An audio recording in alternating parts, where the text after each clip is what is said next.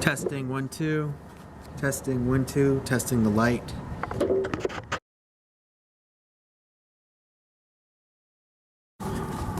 All right, guys.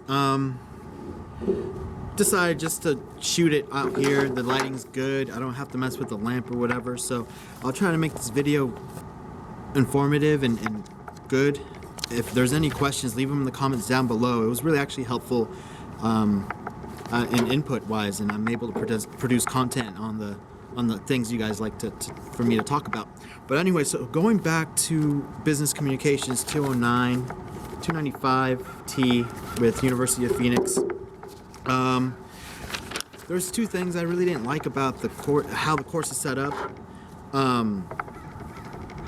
You have practice. Well, first of all, to be successful, you have to figure out what it is and how you learn, right? So with me, I'm a very visual learner, so I have to go ahead and mark up my syllabus or whatnot. This is your contract, I like to call it. Your contract into performing and into performing well in your class. So any class I've been taking on from now on forward is print out the syllabus. That's your number one thing, your contract that you pretty much, I like to call it, I don't know what they call it in the academic world, but is your contract between your professor and you. And there's no one else in the classroom. I don't care if you're going to private or public school. Yes, I understand that there's discussions and participation points. Don't ignore those. That's one thing I've learned about this class and this course is everything is not everything, but you get good points for participating in class. In this particular course, you get 40 points for participating, and make sure you get those participation points. They're simple, and as long as you get them in on time, you should, and your grammar is correct, and you kind of answer the questions correctly that the assignment is proposing, you should get those points pretty easy. The challenge I had with this class was the apply signature assignment. So you only have two shots to get these points right, and this is where I really struggled with until I got to the last week. I ended up getting 100% because I finally, I kind of, my mind got gist of how it works on this assignment.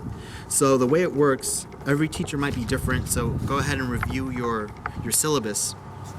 But you have 2 attempts to take this exam, and you can only take it twice, and it's kind of like information, cumulative information and knowledge that you've learned for that week. So that's kind of why I highly recommend getting the textbook for this course. Not only for passing this class, but also for helping you to communicate in the business world as well. It's kind of weird me looking. Let me put on my sunglasses because I'm not looking directly at you, and it's probably distracting you guys. But so the reason I ended up purchasing the textbook for this reason is, one, it helps me study, and it's the way I learn. As I showed you earlier with my synopsis, was my mark it up and all that. There was a total of 1,000 points for this course, and the next course I'm taking is about the same. I think it's the same. It's 1,000 points. So yeah. So I don't know what else to say. It's just, I guess, follow your syllabus, guys.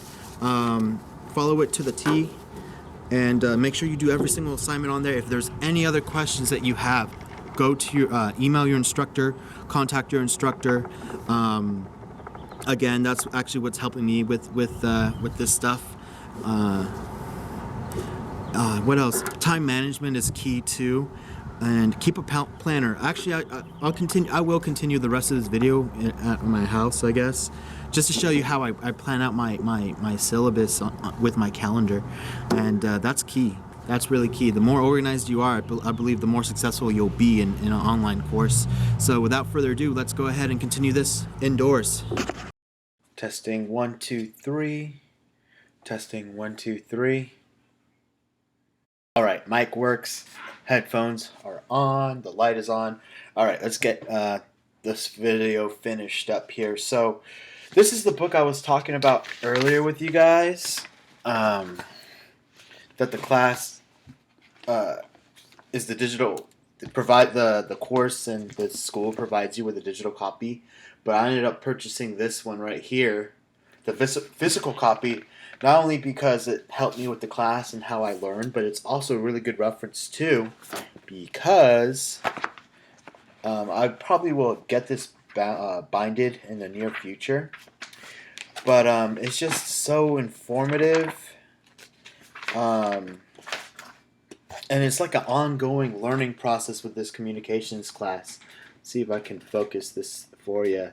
It gives you like chapter 1, which is, you know, establishing credibility, and that's kind of where, like you saw how the chapter set up is, um, everything like pinwheels out of there from that particular subject, and I really enjoyed having this book just because there's a lot of different styles you have to use when communicating with different personnel in your business entity. For example, there's a certain way you want to format your paragraphs when you're talking to professionals, and not only professionals but also um, other personnel like HR and that type of stuff. And what I also really enjoy about this class, which was pretty much the last chapter, which I don't think, um, well, it was shown when I showed you the syllabus, which is presentations. A lot of people, believe it or not, there were studies done in this book where people have struggles communicating and they're struggling in business meetings, and this really helps solidify. It really does help solidify. Um, really helps solidify your presentations and how you speak, how you how you're supposed to like display your PowerPoint just present slides, which is great. Um, but yeah, enough of that. I mean, unless you take the course, it's really beneficial. I don't want to get into too much details, but yeah, it's just really interesting. So without further ado, let's go ahead and show you my schedule for the month of May and how I planned it. So I ended up doing, see if we can get this focused out here. So I ended up just doing the whole month here, my days off, and then how like there's 3 assignments to do for right here for the week right here, getting them done on time. That's key. Get things done on time, and then that was my monthly view. This is my weekly view of the course right here. You know, I learn a lot with color. Um, I learn a lot with color, believe it or not, which is kind of funny. I learn a lot with color. But that's pretty much it. That's kind of how I set up my calendar. I'm doing the same thing for my next course. I haven't really put down the assignments for my next course. So this is what my month of June is going to look like. Right here. Right there, I have the points down, how much they are, and knowledge check, which is the other part of it. And then I got the month down. Now I'm going to be working on the weeks. So it's weird. So as I start the first day on Tuesday, I'm going to go ahead and start filling out the weeks. I started doing it already here, as you guys could see. But yeah, so that's kind of how I'm setting it up. And I don't want this video to go any much longer or further, but comment down below if you want more videos like this. I could probably start like a playlist on it, which would be cool. And thank you. Comment, like, and subscribe. And if you have any other further questions, hit them on the comment box.